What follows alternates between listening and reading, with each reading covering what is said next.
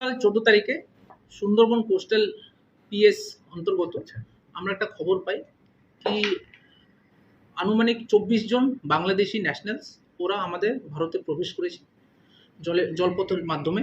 আমরা খবর পাওয়ার সঙ্গে সঙ্গে আমরা ওখানে যাই, এদেরকে আমরা আটক করি, এদেরকে জিজ্ঞেস করা হয়।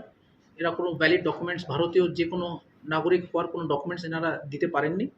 দেখা যাচ্ছে 24 জনের মধ্যে 9 জন পুরুষ, 11 জন মহিলা আর 4 জন ল্যাব বেবি ছিলেন।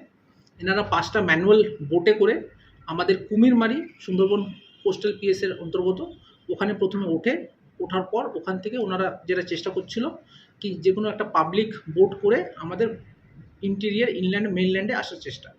আমরা এটাকে ওখানে আমরা পুরো টিমটাকে নিয়ে ওখানে আটকানোর পর ওদেরকে যেহেতু কোনো ডকুমেন্টস দেখাতে পারেননি, আমরা রীতিমতো ফরেনার্স অ্যাক্টে যে কেস করা হয় আমরা করি। আর আজকে আমরা ওনাদেরকে